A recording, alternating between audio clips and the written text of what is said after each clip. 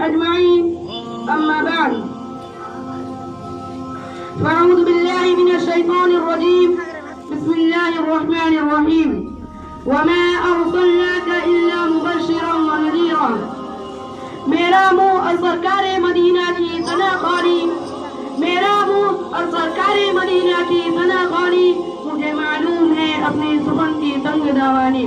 برادران اسلام اور قابل قدر شخصیات، میں اس متبرک اور پرامن بزم میں شمع رسالت کی ضیاء حیات کو روشن کرنے کی جسارت کرتا ہوں. میری یہ بساط نہیں کہ ماہ رسالت صلی اللہ علیہ وسلم کے اسوہ حسنہ پر لب کشائی کر سکوں، لیکن پھر بھی آپ جیسے عجب المرتبہ شخصیات کے روبرو میں سیرت النبی صلی اللہ علیہ وسلم کو موضوع گفتگو بناتا ہوں تاکہ خود کی اصلاح ہو جائے، ورنہ کسی کی کیا مجال کہ وہ سیرت النبی صلی اللہ علیہ وسلم کی احاطہ کر سکے. جیسے کہ شاعر رسول صلی اللہ علیہ وسلم حضرت حسان رضی اللہ عنہ شاعر ہے، جو انہوں نے اپنی مضمون جائز کی اور فرمایا: مائی مدحت محمدا بمقالتی ولكن مدحت مقالتی بمحمد. ترجمہ: میری وفات نہیں کہ اپنے اشعار سے مدحت رسول کا حق ادا کر سکوں، ہاں میں نے ذکر رسول صلی اللہ علیہ وسلم سے اپنے اشعار کی ضرور مدح سرائی کی ہے. کسی اردو شاعر نے کیا خوب کہا ہے: قلم میرا قاصر زباں میری عاجز، قلم میرا قاصر زباں میری عاجز، محمد کی عظمت بتاؤں میں کیسے. قلم میرا قاصر زباں میری عاجز، محمد کی عظمت بتاؤں میں کیسے. ہے محبوب رب امام الرسل اور فضائل مکمل سناؤں میں کیسے.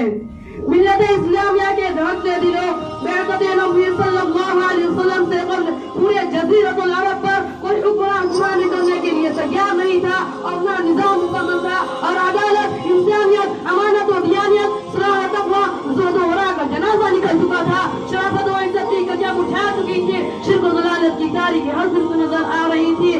نفرت، ظلمت، شقاوت اور عداوت کا دور دورہ تھا. کسی اردو شاعر نے کیا یہ خوب منظر کشی کی ہے: بدی کا زور تھا ہر سو جہالت کی گھٹائیں تھی، بدی کا زور تھا ہر سو جہالت کی گھٹائیں تھی، فساد و جرم کی چاروں طرف پھیلی ہوائیں تھی. ذرا سی بات پر تلوار چل جاتی تھی آپس میں، ذرا سی بات پر تلوار چل جاتی تھی آپس میں، پھر جنگ آتی ہی نہ تھی دو چار کے بس میں. اگر لڑکی کی پیدائش کا گھر میں ذکر سن لیتے تو اس معصوم کو زندہ زمین پر دفن کر دیتے، اور جو بھی برائی تھی سب ان میں پائی جاتی تھی. نہ تھی شرم و حیا آنکھوں میں، گھر گھر میں بے حیائی تھی.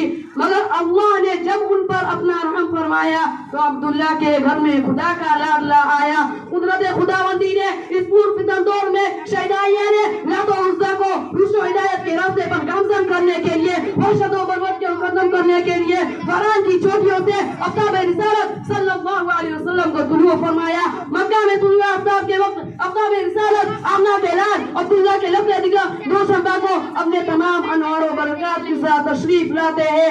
آپ ایسے وقت پیدا ہوئے جس سے لیل و نہار دونوں نے فیض حاصل کیا. سبحان اللہ سبحان اللہ. ایک عجیب ماحول ہے، نور ہی نور نظر آ رہا ہے. پورے مکہ میں انوار الہی کا نزول ہو رہا ہے. ظلمت قدا و کفر قدا میں ایک تہلکہ مچ گیا ہے. رات و منات اور عزا مقبل گر پڑے. گلزار ہستی میں ایک عجیب رونق پیدا ہو گئی ہے. میں اپنے تقریر کو یہیں پر ختم کرتا ہوں. وما علینا الا البلاغ.